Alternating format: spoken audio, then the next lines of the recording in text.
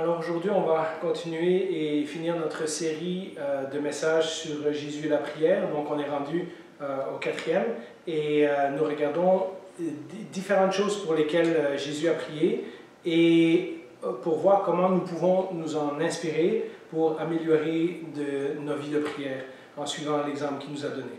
Et donc, si vous n'avez pas écouté les messages précédents, je vous invite au moins le message 61 qui précède, pour que vous ayez toutes ces choses fraîchement à la mémoire. Alors, une des choses que nous allons voir, c'est que Jésus prie pour la gloire de Dieu.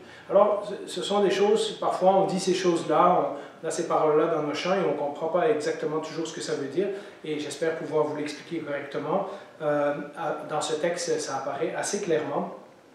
Pendant 3 ans, Jésus a dit à ses disciples que son heure n'était pas encore arrivée. Mais quand il était tout proche de la croix et qu'il arrive donc dans les derniers mois, les dernières semaines précédant sa mort, Jésus, au lieu de demander que Dieu lui épargne la souffrance, il prie pour que son Père soit glorifié. Il prie donc pour la gloire de Dieu. Dans Jean 12, au verset 27-28, nous lisons ceci. « Maintenant, mon âme est troublée. Et que dirai-je? Père, délivre-moi de cette heure. Mais c'est pour cela que je suis venu jusqu'à cette heure.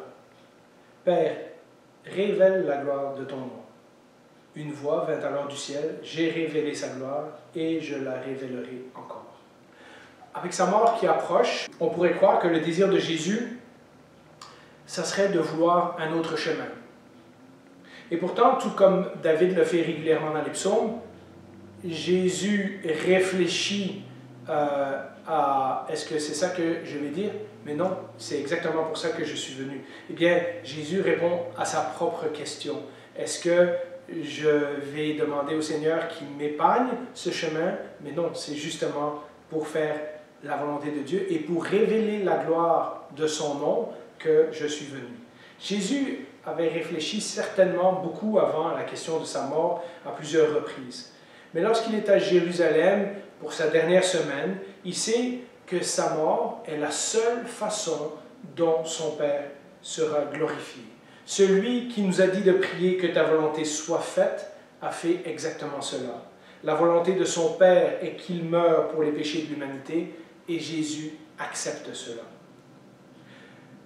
Vous savez, nous commençons la vie chrétienne en voulant sincèrement faire la volonté de Dieu et nous voulons sincèrement lui rendre gloire. Et souvent, comme Pierre, nous sommes certains que nous irons jusqu'à mourir pour lui s'il nous le demande.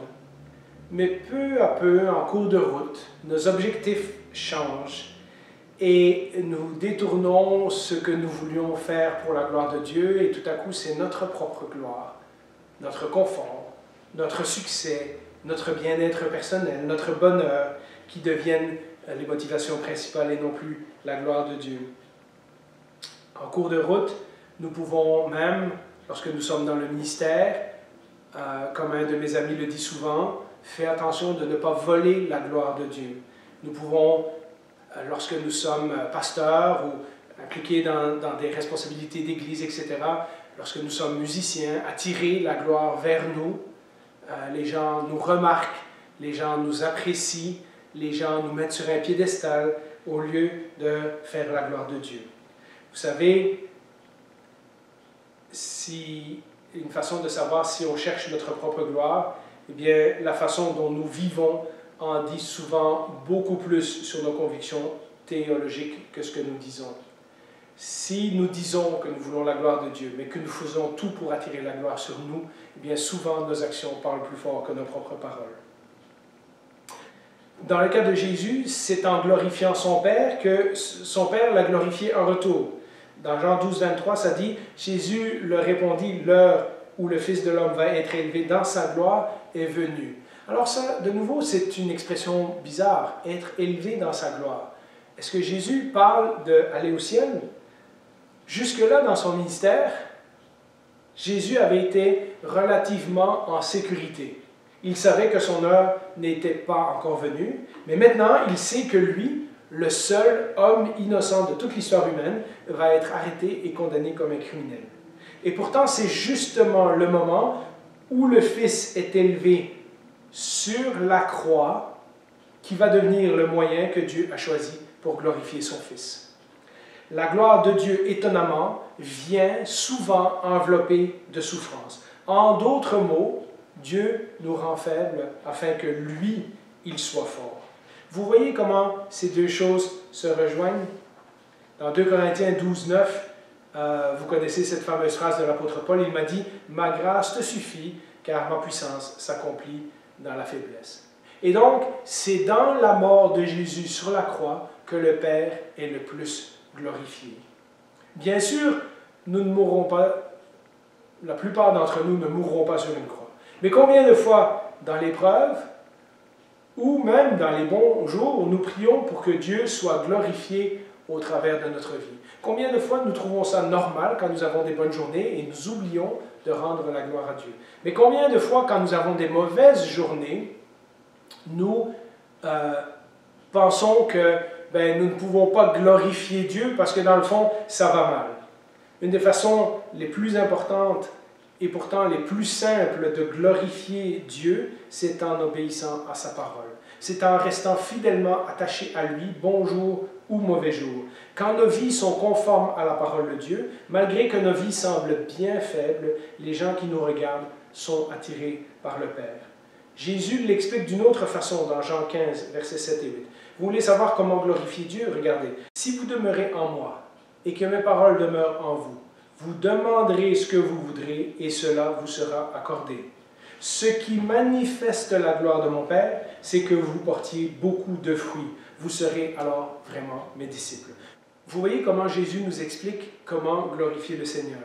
Lorsque nous restons accrochés à sa parole, lorsque nous vivons comme de véritables chrétiens, à ce moment-là, on porte du fruit et c'est lorsqu'on porte du fruit que Dieu est glorifié. Jésus prie aussi pour les disciples et les futurs disciples. Alors, évidemment, dans le cas des prochains textes que nous allons voir, c'est dans la prière de Jésus, dans Jean 17, et c'était la prière, ce qu'on appelle la prière sacerdotale. C'est une prière spéciale de Jésus, mais je pense vraiment qu'il y a un grand nombre de choses dans cette prière que nous pouvons reprendre ou que nous pouvons adapter pour notre vie. Dans ce cas-ci, Jésus prie pour les disciples et les futurs disciples, et on peut dire, ben oui, c'est une prière spéciale pour ses disciples. Et nous savons que Dieu a entendu et exaucé la prière de Jésus, puisque ses disciples, à part Judas, sont tous restés fidèles. Et puis nous savons que d'autres disciples se sont rajoutés à l'Église plus tard et qu'encore aujourd'hui, cette prière de Jésus est exaucée. Mais c'est une partie de la prière que nous pouvons nous approprier aussi. Nous devons prier pour l'Église. Nous devons prier pour les gens qui sont déjà chrétiens. Nous devons prier aussi pour les gens à qui nous témoignons, peut-être des futurs disciples. Nous devons prier pour nos enfants, peut-être aussi de futurs disciples. Et donc, cette prière est importante. Dans Jean 17, nous continuons. Jésus prie aussi que nous connaissions Dieu. Donc, il ne prie pas simplement n'importe quoi pour les disciples, il prie pour que les disciples connaissent Dieu. Nous lisons ça dans Jean 17, versets 1 à 3. Après ces paroles, Jésus leva les yeux vers le ciel et dit, « Père, l'heure est venue, révèle la gloire de ton Fils, afin que ton Fils révèle ta gloire. Tu as donné pouvoir sur tout être humain, afin qu'il accorde la vie éternelle à tous ceux que tu lui as donnés. Or, la vie éternelle, c'est quoi? C'est qu'ils te connaissent, toi, le seul vrai Dieu, et celui que tu as envoyé, Jésus-Christ. » Voyez-vous, beaucoup de gens encore aujourd'hui disent qu'ils croient en Dieu.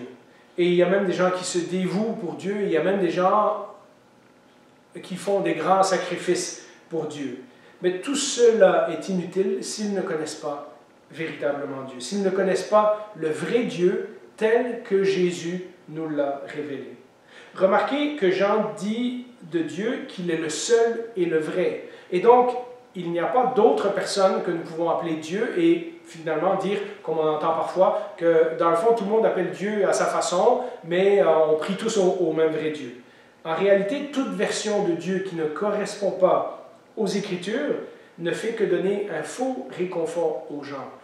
Et ça, c'est grave. C'est important de faire cette distinction, de dire, au moins de réaliser dans notre tête que quand les gens parlent de Dieu, ils ne parlent pas nécessairement du Dieu de la Bible.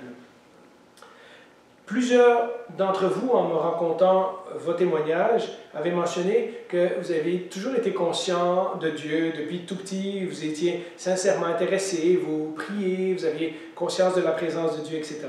Pourtant, un jour, quelqu'un vous a expliqué l'Évangile, quelqu'un vous a parlé du Dieu de la Bible, quelqu'un vous a parlé de la bonne nouvelle, de la nouvelle naissance, du pardon des péchés, du besoin d'accepter le sacrifice de Jésus en paiement pour vos péchés, de toutes ces choses-là. Et donc, vous voyez, dire Dieu dans un sens générique, ce n'est pas suffisant. Il nous faut croire au Dieu tel qu'il est révélé dans la Bible. La version de Dieu que vous connaissiez quand vous étiez petit ou que vous étiez peut-être dans un autre genre d'église ou que vous étiez religieux mais pas pratiquant, cette version de Dieu n'était pas suffisante pour vous sauver. De plus, Jésus ajoute que ce n'est que par lui qu'on peut connaître le vrai Dieu. Voyez, les exigences de Jésus sont uniques au monde. Il n'y a pas d'autre moyen de connaître Dieu que de passer par Jésus. Dans Jean 14,6, il a clairement affirmé que personne ne vient au Père que par lui. Beaucoup, même à l'époque de Jésus, affirmait qu'il croyait en Yahweh, le Dieu tel qu'il s'était révélé dans l'Ancien Testament. Et pourtant, Jésus demandait la foi en lui.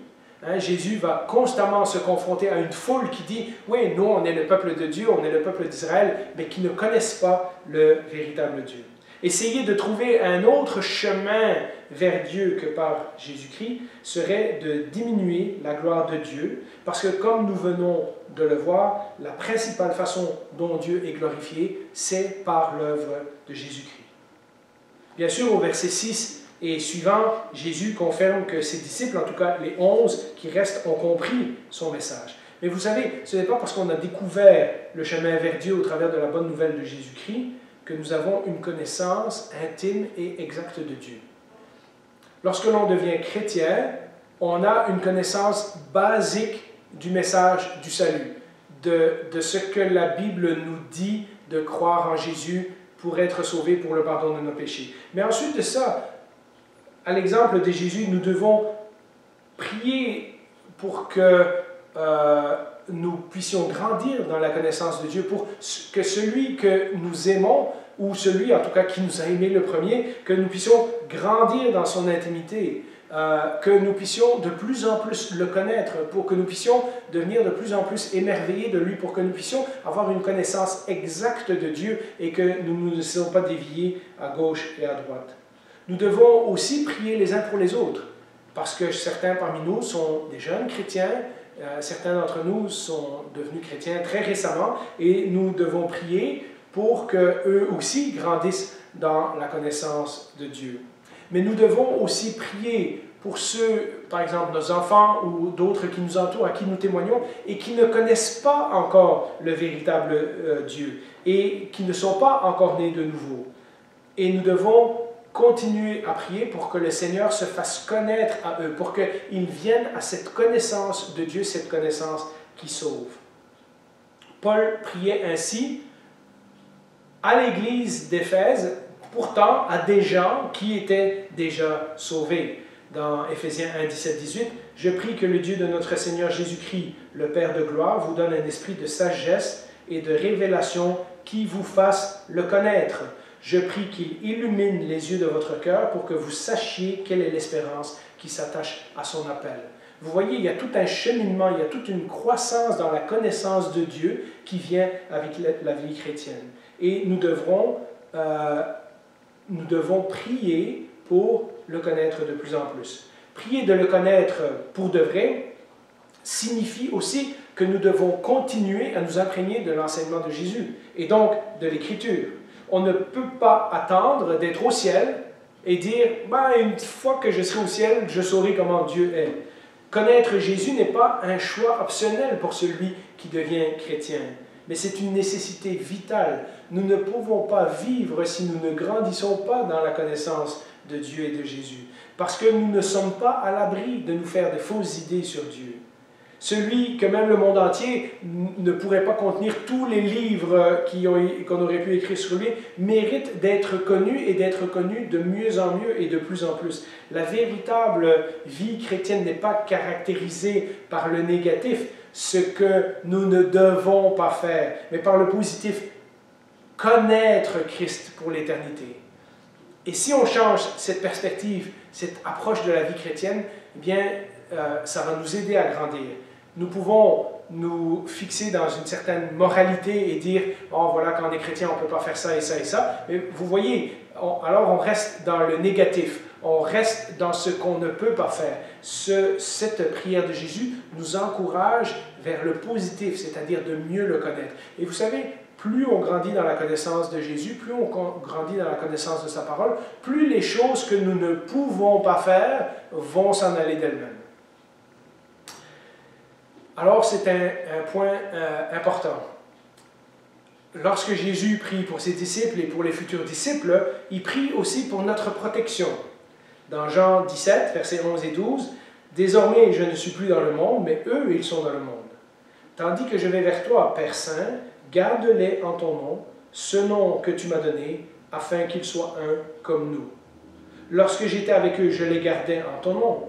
J'ai protégé ceux que tu m'as donnés, et aucun d'entre eux ne s'est perdu, à part le fils de perdition, afin que l'Écriture soit accomplie. » Bien sûr, de nouveau, en premier lieu, Jésus est en train de prier que son Père garde les 11 disciples fidèles jusqu'au bout. Il sait qu'ils vont chavirer dans leur foi, ils vont abandonner Jésus, Pierre va le renier, il se pourrait qu'il lâche tout une fois qu'il voit que Jésus est mort sur la croix. Et donc, dans un sens immédiat, Jésus est en train de prier pour que le Père garde les 11 fidèlement jusqu'au bout.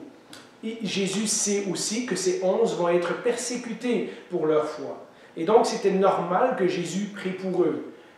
Lorsqu'on a parlé de la vie des disciples, on a vu que tous, à part l'apôtre Jean, sont morts en martyr. Et même Jean n'a pas eu la vie glorieuse puisqu'il a été exilé sur l'île de Patmos.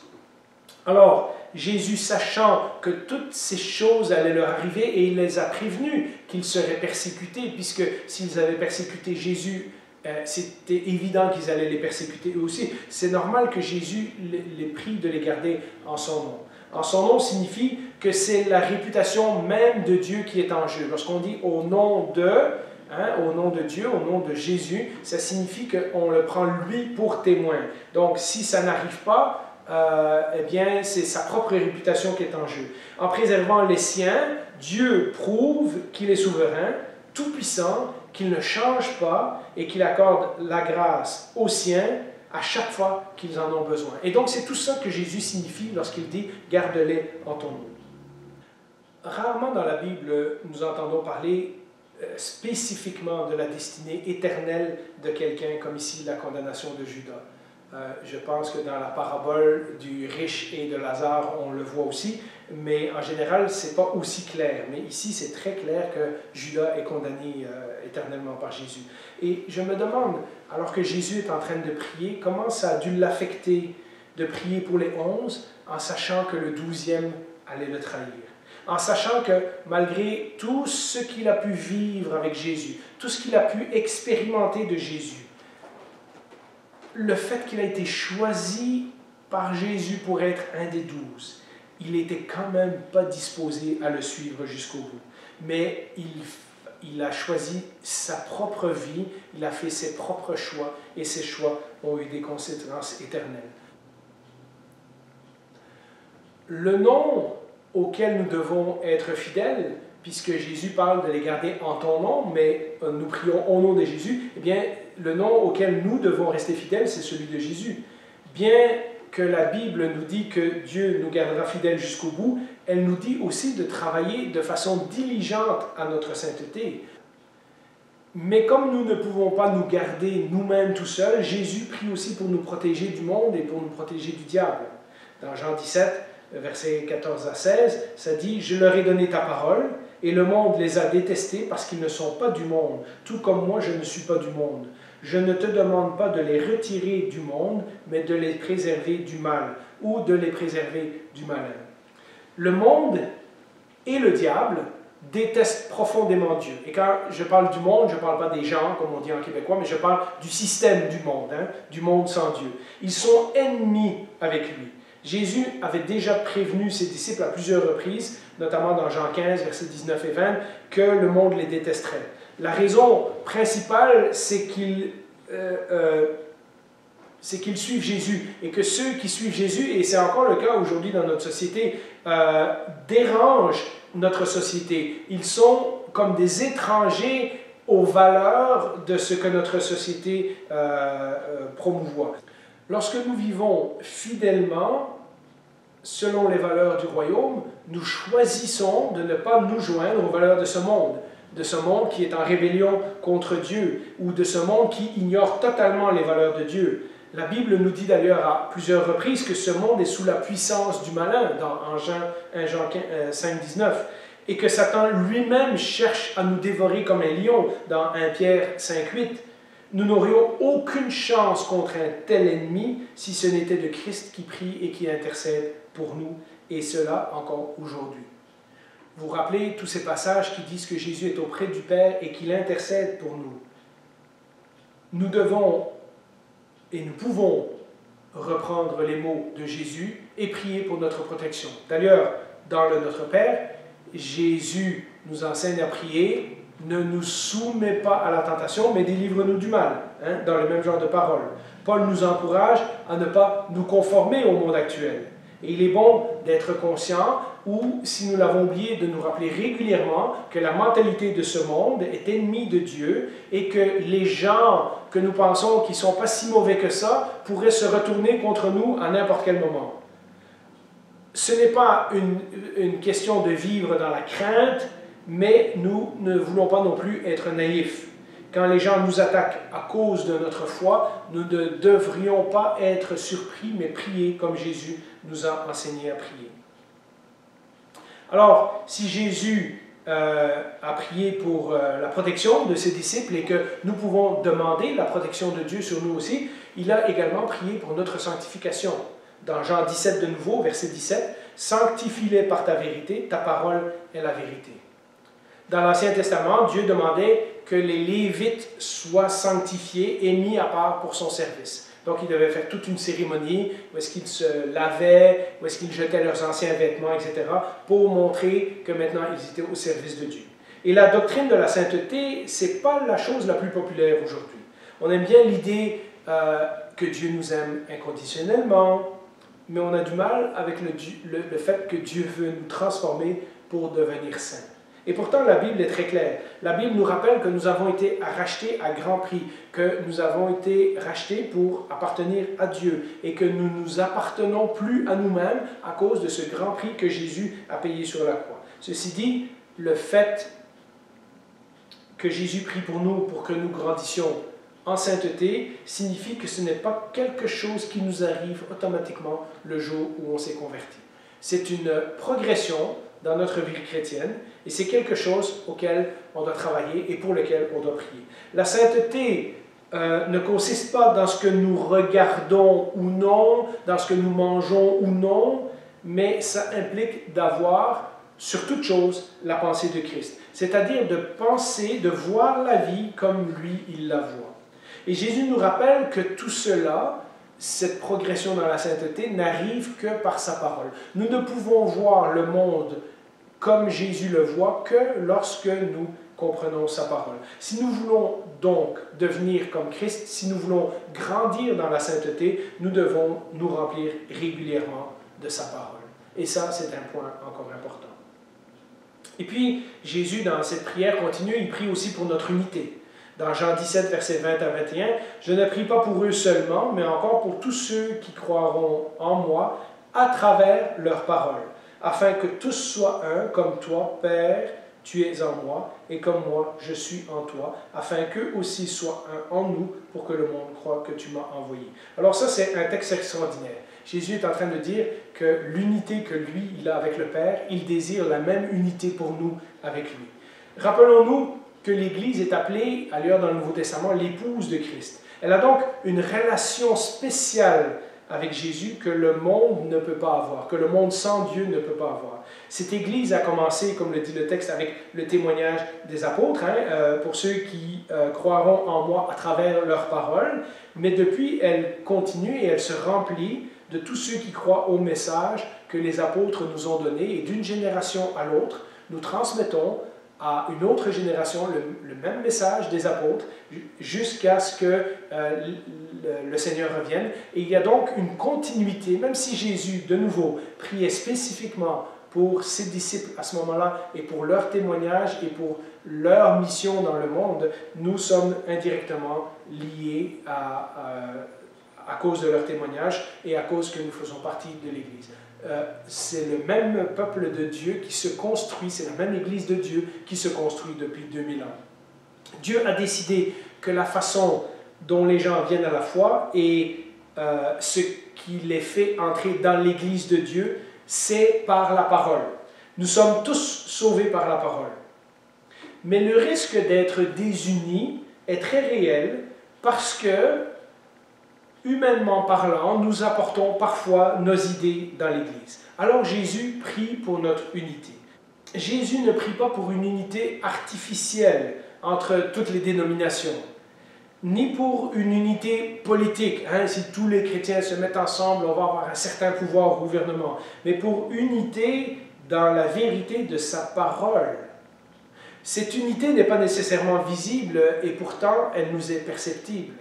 Nous savons, lorsque nous entendons des gens sur Internet qui se prétendent chrétiens et puis nous disons « ils ne croient pas la même chose que moi ». Nous savons, lorsque nous regardons certaines dénominations, que leur connaissance de Jésus, leur connaissance de Dieu n'est pas la même que la nôtre.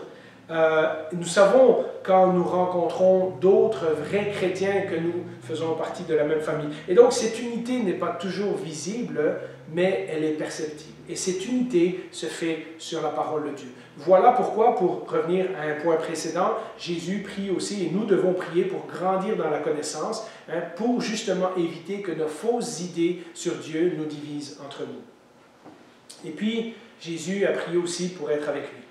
Dans Jean 17, verset 24, « Père, je veux que là où je suis, ceux que tu m'as donnés soient avec moi, afin qu'ils contemplent ma gloire, la gloire que tu m'as donnée, parce que tu m'as aimé avant la création du monde. » De nouveau, dans ce cas, Jésus prie pour les siens, ceux qui sont avec lui, mais il prie aussi pour tous les autres que le Père lui a donnés. Dans le cas de Jésus, nous pouvons être assurés que ce qu'il priait, il le recevait, parce que lui, il était en parfait accord avec la volonté de Dieu en tout temps. J'ai fait cette découverte fascinante, et j'espère que je ne me trompe pas, mais je vous invite à le vérifier, que c'est la seule fois dans toutes les prières de Jésus où il dit « Je veux ».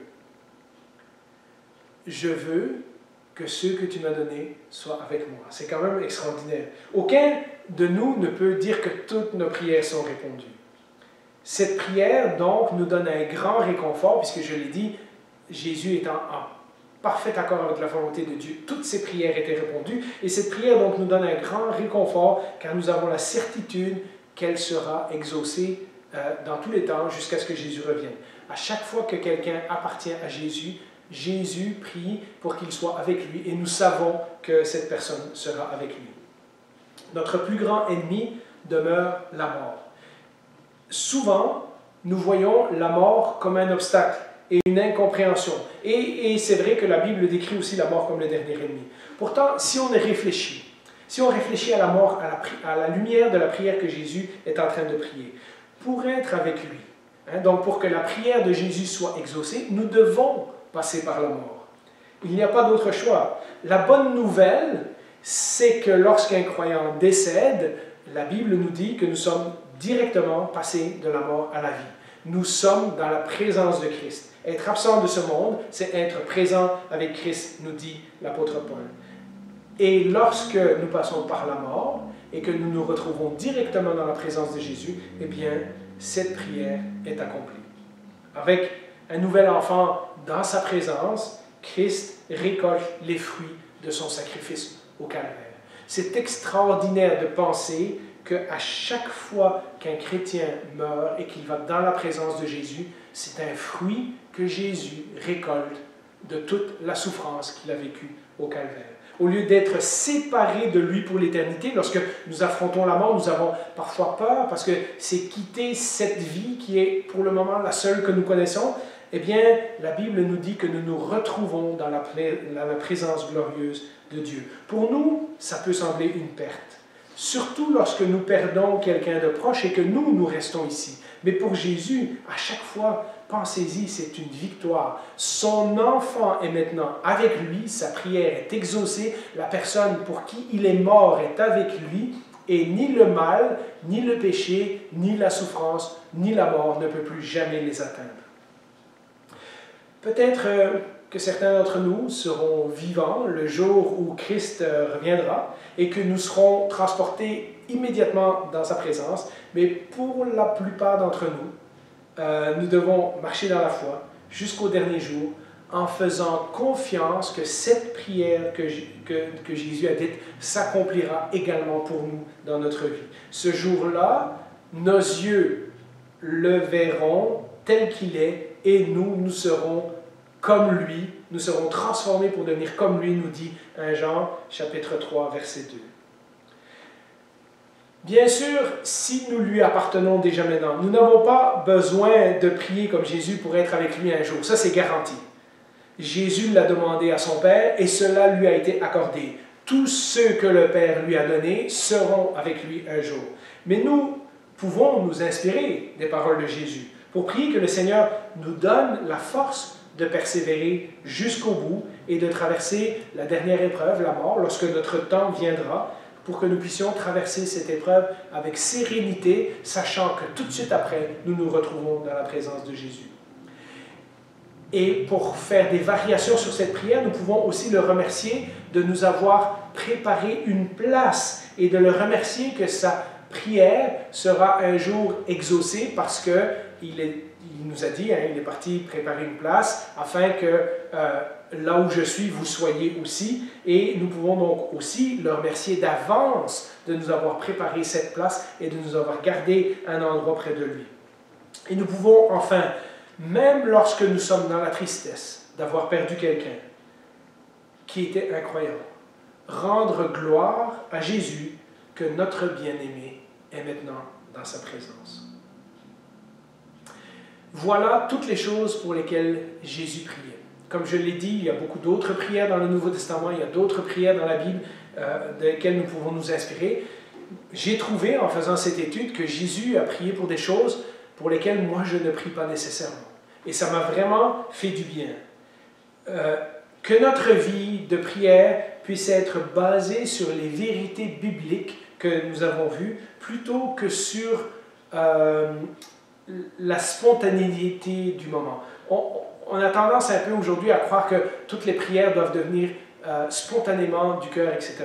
Lorsque nous lisons les psaumes, qui est le livre de prière de la Bible, nous voyons que nous pouvons étudier les psaumes. Nous pouvons apprendre à prier comme les psaumes. Jésus et ses disciples priaient les psaumes.